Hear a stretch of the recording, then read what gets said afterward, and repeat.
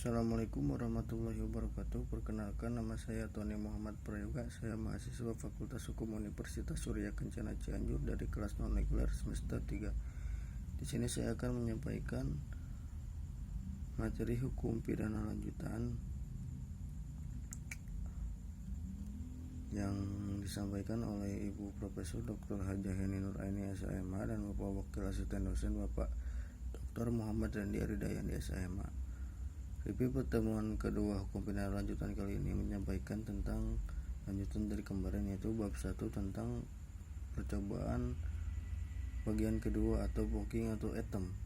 Alasan MPT mencantumkan unsur ketiga dalam pasal 53 KUHP adalah untuk menjamin agar orang yang mengundurkan diri secara sukarela dalam melakukan kejahatan tidak dipidana, dan yang kedua pertimbangan utilitas atau kemanfaatan yang diharapkan dapat menjadi usaha pencegahan atau preventif dengan adanya jaminan tindak tidak dipidana. Maka orang yang telah mulai melakukan kejahatan diharapkan akan mengurungkan perbuatannya. Atas dasar alasan MPT tersebut, ada pendapat bahwa yang pertama dapat dijadikan alasan penghapus pidana yang dipermilkan, dan yang kedua alasan pemaaf, dan yang ketiga alasan penghapus penuntutan, dan yang keempat percobaan mampu dan tidak mampu. Percobaan tidak mampu muncul apabila perbuatan pelaksanaan telah dilakukan tetapi delik yang dituju tidak selesai atau akibat yang terlarang menurut undang-undang tidak muncul. Perbedaan percobaan mampu dan tidak mampu hanya ada pada percobaan objektif, yaitu delik beratkan pada sifat berbahayanya perbuatan, sedangkan penganut teori subjektif tidak mengenal perbuatan tersebut, melainkan menitik beratkan pada sifat berbahayanya sikap batin atau watak pelaku tidak dipidana tindak pidana. Jadi menurut MPT tidak mungkin ada percobaan pada objeknya yang tidak mampu, yang ada adalah hanya percobaan yang tidak mampu pada alatnya. MPT membedakan antara percobaan yang tidak mampu karena alatnya dibedakan menjadi yang pertama, yaitu tidak mampu mutlak atau absolut, yaitu bila dengan alat tersebut tidak mungkin akan muncul delik atau tindak pidana, misalnya meracun dengan air kelapa muda. Dan yang kedua tidak mampu relatif, yaitu bila dengan alat tersebut tidak timbul delik selesai, tetapi keadaan tertentulah yang menyebabkan munculnya delik. Dalam hal ini mungkin ada delik percobaan. Dan yang keempat, pemidanaan terhadap percobaan.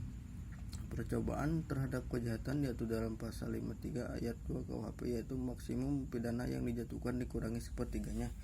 Sedangkan menurut pasal 53 ayat 3 KUHP untuk ancaman pidana mati atau seumur hidup, maka maksimum pidana untuk percobaan adalah 15 tahun.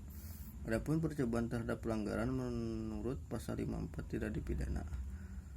Selain ada juga pengecualian terhadap tindak pidana kejahatan yang diatur dalam buku 2 KUHP tetapi tidak dipidana, yaitu apabila melanggar pasal 184, 302, 351 ayat 5 dan 352 ayat 2. 4 pasal tersebut yang dikecualikan tersebut merupakan sanksi pidana yang sangat ringan, di bawah 1, sehingga tidak dipidana. Dan mengapa dimasukkan ke pasal 53 ayat 1? Karena untuk kepastian hukum dan untuk kepentingan pegangan aparat hukum dan masyarakat. Tindak pidana tidak bisa disamarkan, harus melihat fokus delikti dan temporis. Percobaan di luar KUHP diatur di dalam KUHP seperti dalam Undang-Undang Nomor 7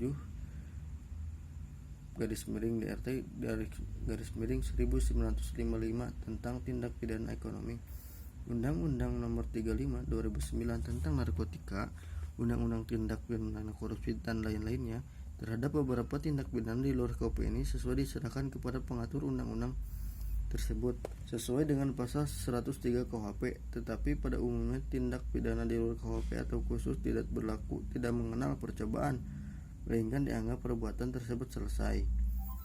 Tindak pidana percobaan tidak berlaku di tindak khusus, semua perbuatan yang dianggap selesai. Contohnya, orang yang memegang saja narkoba sudah termasuk kejahatan yang tidak ada percobaan, perbuatan dianggap selesai. Sekian review pertemuan kedua hukum pidana lanjutan yang dapat saya sampaikan. Assalamualaikum warahmatullahi wabarakatuh.